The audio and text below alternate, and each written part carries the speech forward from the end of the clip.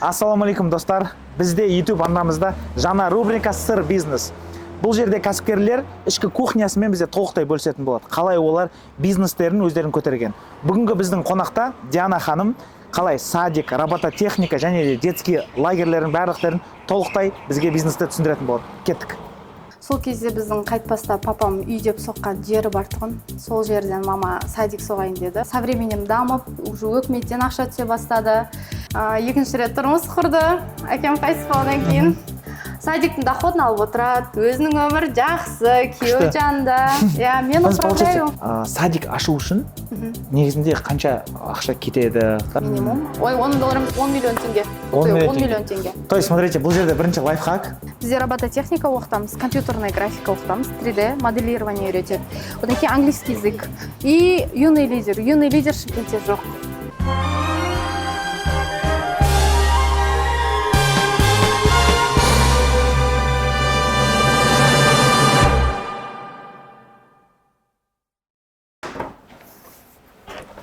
Саламатсыз ба? Саламатсыз ба? Диана ханым, қалайсыздар? Жақсы, өзіңіз? Да, сіздерге қонаққа келіп қалдық бүгін. Қош келдіңіздер. Өзіңіз туралы айтып өтсеңіз да, қалай осы кәсіптердің барлығын бастағандарыңыз жайлы, біраз нәрселер айттыңыздар. Мен ойымша оқырмандарға өте қызық болады. Саламатсыздар ма? Бірінші очередь біздің жаңа лагерьге қош келдіңіздер. Сәл уайымдап тұрмын. Мен бірінші очередь анамын. Екі баланың анасымын, тұрмыстамын. Жаңағыдай осы робототехника үйірмесінің басшысымын. Садигім бар. Одан кейін қазір енді жаңа проект лагерь. Осы жақтамыз жазда. Жасыңыз нешеде жеді? Біраз нәрсені ұрып тастыңыз ғой. Менің жасым 25-те. 25-темін. Уже мына садик саласында жүрген 2018-ден бері жүрмін. Садикті жүргізіп, робототехниканы былтыр биыл январьда аштық. Енді лагерь осы жаздамыз. Осы жердеміз жазда. Да, получается, RoboKZ, да? RoboKZ. Негізінде өзіңіз кәсіпкерлік жолды түсіндіріп өтсеңіз, да? Кәсіпкерлік жолды. Да, бұл қалай келдіңіз? То есть, сразу кәсіпкерлік артыңызда миллиардерлер тұрма дегендей. Жоқ, дұрыс аспаннан түскен жоқ. Мен 10 жасымда әкем қайтыс болды. Сол кезде анам біздің енді жаңағы өсуімізге, біз 4 қызбыз үйде, жетілдіру үшін барын жасады. Сол кезде біздің қайтпаста папам үй деп соққан жері бар тұғын. Сол жерден мама садик соғайын деді. Ол кезде енді өкіметтен ақша бөліну деген жоқ қой енді. Енді мама өзіміз үшін деп кішкентайларға деп ашқан. Кейін ол со временем дамып, уже өкіметтен ақша түсе бастады. Сол кезде 2018-де примерно мен жайлап уже садикке вникать ете бастадым. Негізі мен именно образование жағына вообще кіргім келмеген. Мама кішкентайымда қоймаған. Мұғалім бол деп, педагогический болсын деп. Педагогический оқы, негізі баяғы заман адамдар ғой. Оқы, давай сон бол деді. Мен жоқ деп, мен дизайнер болам, мен экономист болам деп. Модный профессияларға бар. Модный профессия болған. Бірақ оқыдым, дизайнер оқыдым, бірақ дизайнерге сол кей жұмысқа істеген де жоқпын, ештеңе болған жоқ. Осы жаңағы 2018-де енді мама жұмыста болғаннан кейін садикті жүргізу керек болды. Жайлап үйрендім. Оның да жері көп әйтеуір. Бірақ шүкір қазір садикті жүргізіп жүрмін. Мамам уже ауылға көшіп кетті. Сол жақта тұрады. Екінші рет тұрмыс құрды. Әкем қайтыс болғаннан кейін. 10 жылдан кейін. Сіздің көзі қарасыңыз қандай болды негізінде? Өте қуандым, шынымды айтсам. Бірақ енді үлкен әпшеме сәл ауырлау болды, чуть-чуть қарсы болды. Бірақ негізі біз енді өзіміз қыз болғаннан кейін біздің тарапымыздан тек бақыттылау, өйткені енді біз тұрмыстамыз, біз өзіміздің өмірімізбен кеттік. Анам жалғыз қалмасын деп, жаңағыдай қасында екінші жұбы бар. Соған қуанам, ауылға барамыз, мама күшті күтіп алады. Ауылда дейсіз ба? Мама ауылға көшіп кетті, тұрмыс құрғаннан кейін. Қалада емес пе? Жоқ, мама қалада болды. Кейін в какой-то период уже шаршады қаланың шумихасы, шумгам, сонымен ауылыма қайтайыншы деді. Әкем туылып өскен жаққа барып тұрамын деді. Сонымен ауылдан үй соқты, үлкен дача соғып, күйеумен кетті сол жаққа. Содан кейін біз барып тұрамыз. Күшті? Мен ойымша, әрбір адам негізінде бақытты болуға лайықты, да? Оған келсем, Көбінесе бізде осындай андай бар ғой, қарсылық бар да. Особенно ұл балдары бар аналар жалғыз қалып кеткен, оларда ұлы қарсы болады. Бірақ енді ұл болғаннан кейін түсінуге болады, но біздің тарапымызда қыз болғаннан кейін біз максимально маманы қолдадық. Мамам бақытты, шүкір. Қазір мәз біз барсақ бала-шағаны ата деп күтіп алады, бізді аталарын жақсы көреді. Содан кейін мама ауылда тұрады. Біз енді бизнес қалада, мамам жаңағы сол садик соқты дедім ғой. Садиктің доходын алып отырады, өзінің өмірі жақсы, күйеуі жанында. Мен управляю. Сіз управлениедесіз ғой, получается, мен түсінген да, бизнестерін. Қалай управлять етесіз дегіз? Давайте по очереди өтейік. Бірінші садик бизнесі. Садик бизнесі негізінде көп адамға бана айттыңыздар ғой, сіздер әлі мемлекеттен әлі субсидирование болмай тұрып жасадыңыздар деп ше. Одан кейін енді көп садиктерді ашыла бастады, қазір мектептер ашылып жатыр дегендей. Бұл жерде садик ашу үшін негізінде қанша ақша кетеді? Вот өйткені бізде енді бұл түсірілім именно бизнесмендерге, бизнес бастағысы келетін адамдарға да. Сол туралы шамалы бір айтып өтсеңіз. Негізі баяғыда сол мамам ашқан кезінде садикті ашу более оңайлау еді. Бірақ қазір Шымкент қаласында 600 частный балабақша бар. И олар 600. Ал государственный 200-100 бір нәрсе примерно. И ол Шымкент қаласының өсіп жатыр. Естественно, бала көп, и былай қарап тұрсаң, частный садиктер қамтып отыр қазір Шымкент қаласының балаларын. Енді конкурентность өте көп. Былай қарап тұрсам, садикті ашуға жаңағы егер арендаға алып ашатын болсаң, қатты көп қаражаттың қажет етпейді. Бірақ негізі өзің соғып, в дальнейшем өмір бақи қалатын бизнес, бала-шағама қалдыратын дейтін болсаң, онда бір 3 топтың өзіне 60-70 миллион кетіп қалады. Жай кетіп қалады. Ол жай балабақшаға. Жерсіз бөлек қой. Жер бөлек. Сіздер қазір садик соғып жатырмын дедіңіз Ваналия, өзіңіздің. Сол жерді осы жерде жарнамалап алсаңыз десең де. Ол енді былай болып тұр. Ол біздің достықтың ар жағында Нұршуақ деген район бар, ол жақта балабақша өте аз. Ол жақта, можно сказать, практически нет, на пальцах сосчитать. И ол жақта бала көп болғаннан кейін ол өте андай, қалай айтсам болады, проблемный район ғой, енді балабақша жоқ, бәрі қалаға тасиды дегендей. Сол үшін біз сол жақты аламыз деп шештік. Ол енді менің енемнің, екінші мамамның жері, баяғы сол жер берілген замандарда, арзан кезінде алып үлгерген. Сол кезде алып қалған, енді біз... Если не секрет, сол кезде жер плюс-минус қанша тұрды, қазір қанша тұрады? Ол кезде жерді 5000 теңгеге алған. 5000 теңгеге? Ол кезде 5000 теңгеге алған. 5000 теңгеге қазір сушняк аласың? Сол ғой, сушняк. Бір күнде әшін таксимен кетіп қалады. 5000 теңгеге алған сол заманда. Қазір енді ол жеріміз минимум $10,000 тұрады. Минимум. Ой, $10,000 емес, 10 миллион теңге. 10 миллион теңге. То есть, смотрите, бұл жерде бірінші лайфхак. Негізінде қала қазір қатты өсіп жатыр. Өсіп жатыр, қаланы шет бұрында бозарық дейтін айдаласақ деп, ол да уже кәдімгі қала болып жатыр да. Так что сол жаққа инвестиция жасауға болады. Екінші момент, мен өзім байқаған сізден, ол бізде андай ғой, ауылдан бизнес ашқысы келмейді, сырттан ашқысы келеді да, орталыққа барлығы ұмтыла береді, бұл жерде конкуренция акулалар жүр да, киттер жүр дегенде. Ол жерде сіздер қараңыздар, дұрыс анализ жасады, садиктер жоқ, значит, балдарын береді, значит, сразу прибыльге шығуға болады, особо қатты рекламасыз. Бұл жерде енді менің күйеуімнің ақылы дейінші. Күйеуім біз үй соғамыз деп қоймадым да, үй соғайық деген, негізі ол жақтан, бірақ күйеуім айтты, сен қара, анализ жасады, балабақша жоқ қой, біз үйді басқа жақтан да соғаламыз, жер алып. Давай лучше садик соғайық деді, балалар халыққа пайдамыз істейсін деді. В первую очередь там, вот действительно, барып көресің, дети на улице мотаются, развозкамен келеді кетеді, а ол жерде уже, қалай айтсам, бір Нұршуақ микрорайон қамтайын деп тұрық та, біз ол жақты Құдай қаласа соғып бітіргеннен кейін. Құдай қаласа. Енді қараңыздар да, қазір өзіңіз айтыңыз, 600-ден астам қазір частный өзі садиктер бар деген, еше? Қазір біз мына жерде отырмыз, негізі балалардың бизнесі де негізінде конкуренция өсіп жатыр ғой, мектептер. Нақты компьютерлер тұр да, егер де байқасаңыз. Бұл не компьютер? То есть, робототехникаға қатысты нәрсе ғой, дұрыс па? Енді оны сәл айтып кетейін деп. Робототехника негізі баланың көп деген андай потребностьтарын жабады негізі да. Робототехниканы біз ашқан себебіміз қалада өте аз. Өзі бір 3-4 мекеме бар, жұмыс жасайтын.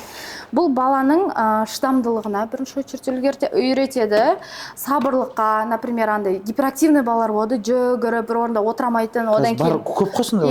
Одан кейін андай ата-аналар болады, бірінші классқа барса не істеймін, ана бір орында отырмайды деп уайымдайды. Бұл соған күшті андай не көмек. Өйткені Лего, я думаю, вообще Лего бүкіл балалар ұнатады. Бала түгілі қазір қыздар да ұнатады. Легоны құрастырған, әртүрлі бар ғой. Бұл отырып, майдалап Легомен міне осындай сияқты роботтарды құрастырады да, ноутбукта программа болады өзі. Программаны жаңа мұғалімнің көмегімен олар программаны жазады. Сол кезде, например, мына робот 5 секунд алдыға жүреді, 10-ға бұрылады, 10 секунд алдыға жүреді деген сияқты программа болады. Сол программаның бәрі жазып шығады осы кезде, мұғаліммен бірге. Мұғаліммен бірге отырып жазуды үйренеді. Ол даже білесіз бе, андай IT специальностьқа кеткісі келетін балалар бар ғой, соған да үлесі өте зор. Осы жерде мен айтып өтейін, да? Біздегі менің екінші ұлым, 5 бала шағам бар, Құдайға шүкір, да? Екінші ұлым да мектепке алмай қойған. Осы гиперактивностьтан орында отырамайды деді, да? Экзамендер бәрін тапсырды, бірақтан баланызған кезде бір есім ой түскен еді. Ладно, айтып бара Ладно, мен айтқым келгені, бұның вообще қалада бізде аз, и көп ата-ана ол туралы білмейді негізі. Көбісі робототехника, типа, не ол дегенде қарайды, робот, типа, робот деп, үлкен робот сразу елестейді, бірақ негізі осындай майда роботтарды бала құрастырады. Например, бала құрастырады дегенге сенбейсіз ғой, былай қарап тұрсаң, бүйтіп, он вроде бы робот, но это вот это вот собрал, например, 8 жасар бала Айсұлтан құрастырды мынаны. 8 жасар бала құрастырды. Есіме түсті, айтайын деп жатқан нәрсем. Мен балам қазір айтады да, мен ойынды программировать етемін дейді. Ойын придумать етемін, и сол дүниедегі балдардың барлығы соны ойнайды дейді да. И мен ата-ана ретінде чуть басыма кірмейді да, я деп қоясың ғой балаңа ше. Сен баяғы заманның ойы ғой. Иә. И менің негізінде өзім мынау блогерлік жұмысты бастаған кезде мен әкем де енді қарсы болды ғой. Сөйтіп енді мен оған қарсы болмауға тырысамын да енді қазіргі. Но біз негізінде көбінесе байқасақ, балдарымызды біздің өтіп кеткен нәрсеге дайындаймыз да. Тек қана математика болсын, там да, физика, химия, биология дегендей. Бұл бірақ мен сіздерге бір преимуществосын айтайын. Жаңа робот құрастырып отыр, баланың негізі математикаға да, осы физикаға да андай несі қабілет ашыла бастайды. Потому что бұлар жаңа есептейді ғой, программирование жасаған кезде, сол кезде оның да преимуществосы көп сол жағынан. Сол кезде мына не үшін керек екеніне отыр. Мен сол түсіндім. Мына жақта отырады. Мына үлкен экранда получается мұғалім программирование көрсетеді. Басындар дегенде ғой. Сенсормен көрсетеді. Сол кезде мынаны басындар дейді. Ол басады, именно робот былай жазып жүреді өзі. Оңға бұрылып жүреді, солай жүреді. Робототехника деп айтады ғой, робототехника и программирование екеуі бөлек па? Жоқ, бірге жүреді ғой. Робототехника и программирование. Легоны робот құрастырады, программирование мен робот жүргізеді. Бұл қанша жастан балдарға? Вообще негізі 4 жастан да болады. 4 жас көп ойлайды, типа кішкентай ғой ол балам деп та. Менде, например, қызым 4-те, бірақ 4 жастан это в идеале, потому что 4 жасар бала и так гиперактивный он хочет играть, двигаться, а тут уже ана мелкий, не то что 4 жасар, мен 3 жасар балама қызық мынаушы. Өткенде де біз көрмеге қатыстық, Центральный паркте, сол кезде отырды да балам үй құрастырып отыр, мен сол кезде түсіндім, значит, даже одан да ерте болады екен деп. 4 жастан бастап балаларға қызық, а уже 16 жасар балалар, олар уже тяжелый артиллерия кетеді оларда, олар Arduino наборын құрастырады. Олар кәдімгі әжептәуір күрделі программирование үйренеді. 4-тен 16-ға дейін ба? Иә, 16-17 жасқа кете береді. Құны қанша? Құны айына 20 мың. Айына 20 мың ба? 20 мың теңге. Мен қатты қымбат деп ойладым да. Жоқ, енді көбінесе сіздерде қараңыздар да енді.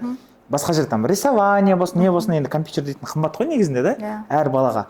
Бұл бизнесті бастауға негізінде қанша қаражат кетті? Бізде все-таки енді бизнес туралы болған екен. Ашып айта берейін ба деп па? Иә. Біз инвестиция привлекать еттік. Осы жаңағы 4 топты оснащать етіп, ноутбуктармен, панельдермен, орындықна барлық кресломен оснащать етуге 20 миллион кетті. 20 миллион. Бұл қай жылы аштыңыздар? Биыл январда аштық. Биыл январда. Январда аштық. 20 миллион теңге. Бұл енді мәселе андай бүйтіп, сұмдық бір миллиондар табу емес негізі мақсатымыз. Мақсатымыз жаңа балаларға көмек беру ғой, енді көп өзім деген кішкентай бала болғаннан кейін менің ойым осы балаларды зейінін ашу. Зейінін ашып, үлкен өмірге деген жаңа шыдамдылықты, сабырлықты үйретіп, жаңадай қадам басуға көмек. Бұл негізі бірінші очередь. И дальше уже конечно, приятно с полезными и деньги дегенде. Ну, конечно, да. Қараңыздар, бұяқта робо-кз-те тек қана, получается, робототехника, осы программирование ма, немесе балдарда басқа да үйірмелер болады ма?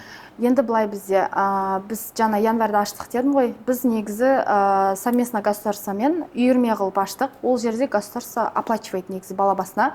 Бізде қазір Тұран мөлтек ауданында біздің робо-кз-тің үйірмесі бар. Ол жерде 126 балаға тегін қамтылған. 126 бала тегін оқиды қазір Тұран ауданында. тұран мөлтек ауданында, иә. Өйткені жаңағы ол жақта адам көп, народ көп, бүйтіп қарап тұрсаң тұрғанда көп нәрсе жоқ. Именно особенно робототехника ол жақта жоқ. Нұрсат жаққа келсеңіздерші?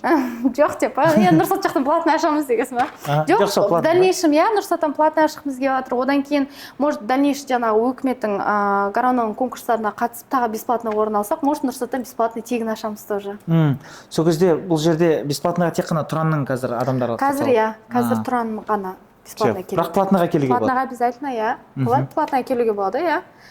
Қазір енді қараңыздар да, вот мен көп адамдарды естимін да, осы субсидияға қатты бүйтіп жатып қалған ғой қазір бізде ше. Да, баналеге там спорттарға, там әртүрлі секцияларға беріліп жатыр. Сөйтіп бизнестер жабылып қалғандарын біліп. Сіздерде өздеріңізде опыт, например, оны алу оңай ма? Сразу бере салады ма да? Өйткені қазір адамдар көріп, мен қазір барады екенмін да, мемлекет төлейді екен дейтін кейбіреулерде сондай ой болады да.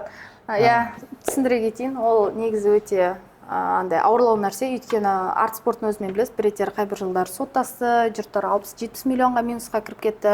Ол, иә, ол өте негізі қиындау дүние, өйткені бұның жаңа құжаты бар дегенде, ол құжаттар бәріне өзім істедім бұл жақта. Бірақ шүкір, біз жаңа конкурсқа қатыстық. Бірінші реттен біз алалдық, өйткені құжаттарымыздың түгелдігіне қатысты. Ол негізі оңай емес. Құжат жаңа Гарано сіз айтпақшы оңай бере салмайды. Оңай бере салмайды да, мен де вот сол нәрсені айтқым келіп тұр. Негізінде бизнес, да, тек қана мемлекеттен қазір түсетін ақшаға сүйенудің вообще қажеті жоқ. Ол бонус болу керек, иә? Мен соны, кстати, жаңа да айтқым келді, ойымнан шығып кетті. Біз негізі расчетымыз бойынша вообще біз так бір 500 бала оқытамыз деп ойладық. Осы 4 топтасына шет етіп, бірден 500 бала оқытамыз деп сондай государстводан сұрадық. Бірақ біз государство сеніп қалдық та и чуть-чуть минусқа кетіп қалдық, өйткені бізге 126 бала беріп қалды. Ол енді менің қолымда емес, и государствоның қолында емес, ол процентный соотношениемен бөлді. Я общий қатысқан бәріне сол 126 баладан бөліп берді. Негізі бір жағынан бұл жерде справедливость болды. Былай айтқанда да, біз жаңада біз 500 алып басқа 10 алып қалса тоже несправедливо же. В этом плане, да. Что өкіметтен негізде дұрыс жұмыс жасап жатыр да. Тек қана жамандай бермей, өкіметтің жақсы жерінде. Иә, негізі правильно, они процент дұрыс бөлді.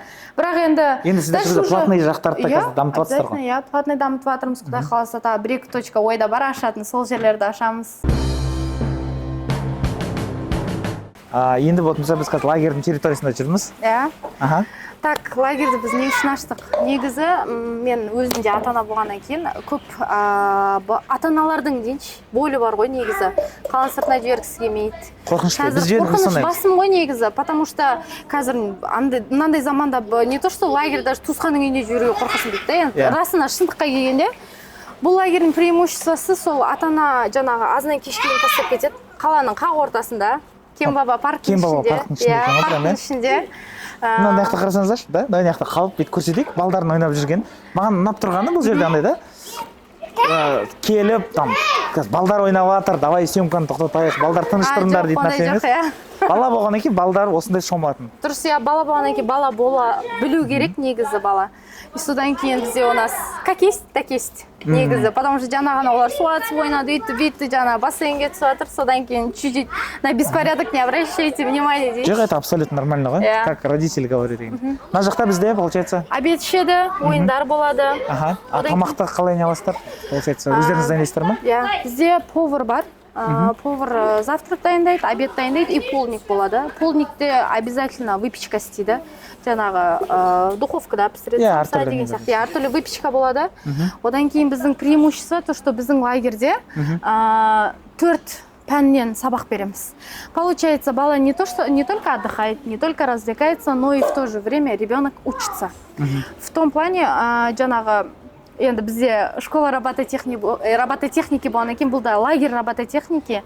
Бала, например, келеді, завтрагын ішеді, ішкеннен кейін ойындар ойнайды. Осы жерде дурачатся, что хотят, то и делают. Взрослые есть, вожатые есть у нас, все наблюдают за ними, безопасность в первую очередь. Одан кейін сабақ болады, жаңа либо робототехника. Сабақтарды айтып кетейін. Бізде робототехника оқытамыз, компьютерная графика оқытамыз, 3D моделирование үйретеді. Одан кейін английский язык и юный лидер. Юный лидер Шымкентте жоқ деп бар. Оны тек Алматыда оқытады. Юный лидер дейді не ол сонда? Юный лидер программасы ол. Юный лидер программасы ол жерде баланың лидерский качествосын ашады. например, вот бывает же тума бір андай бір тұйық балалар болады немесе лидер балалар көрінеді ғой.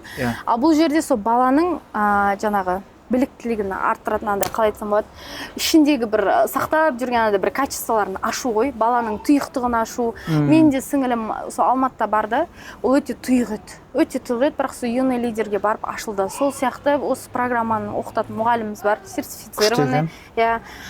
Соны ашады, ол все в игровой форме, английский в игровой форме. Например, они и так 9 месяцев учились. Ол қазір оқытып қойсаң, ол уже типа нет, я не хочу, все. Мен сол туралы айтып өтейін, мен қазір бала шағам қазір осы жерге барып жатыр да, и бағанағы робототехника ұнап жатыр дейді да. Вот сол нәрсені енді мен балам бармаған, мен осы нәрсені үйренгім келіп жатыр деп.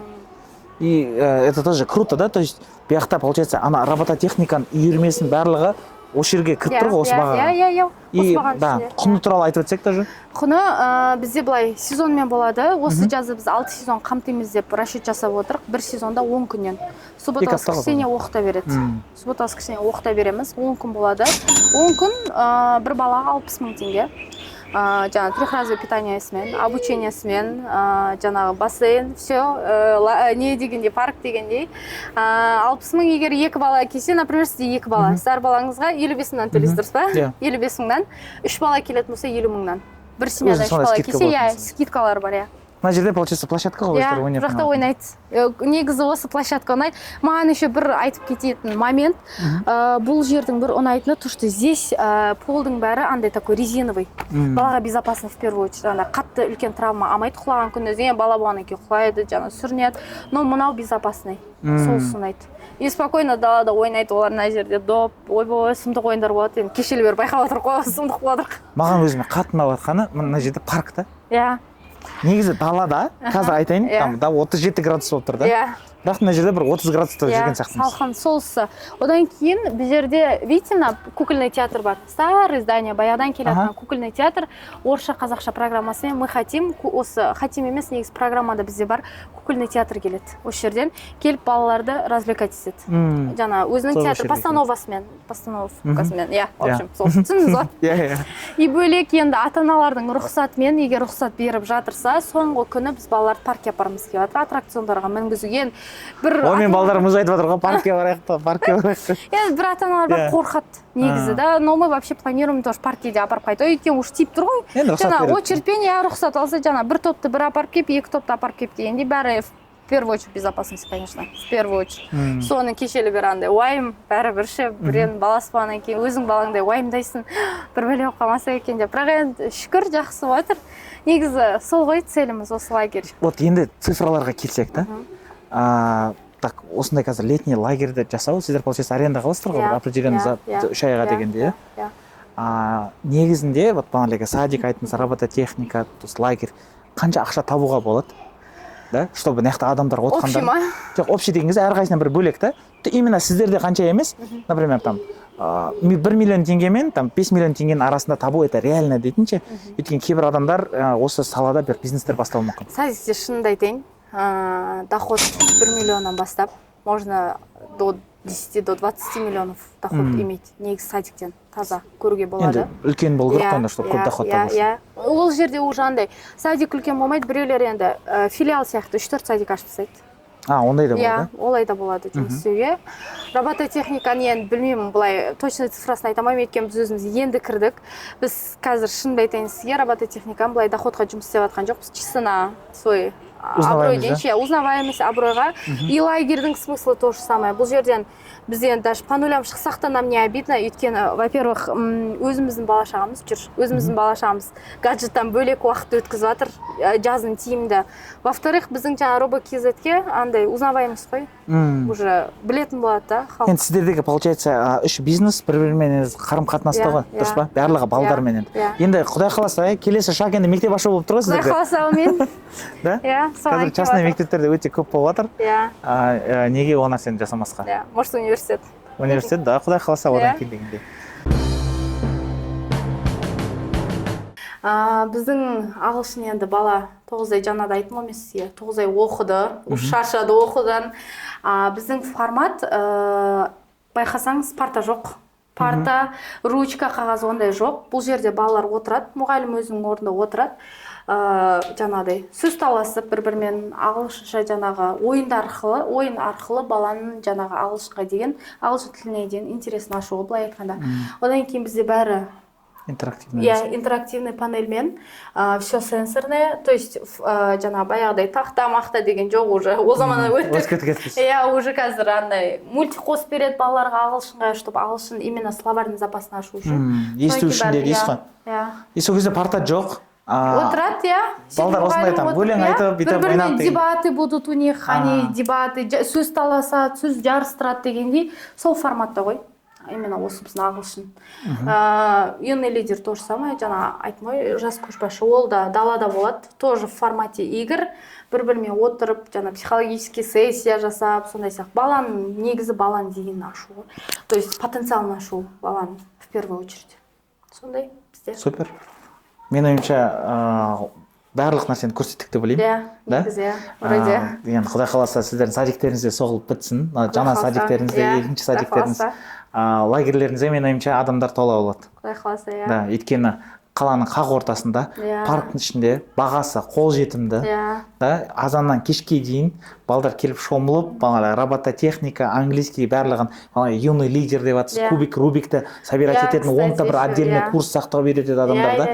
И оның барлығы осы нәрсеге кіру, мен ойымша ол супер оптимально. Егер де қызықты болатын болса, сотрудничество болатын болса, то Диана ханымға жазсаңыздар болады, балдарыңызды осы жерге беруге болады. Мен өзім лично балдарым осы жерде.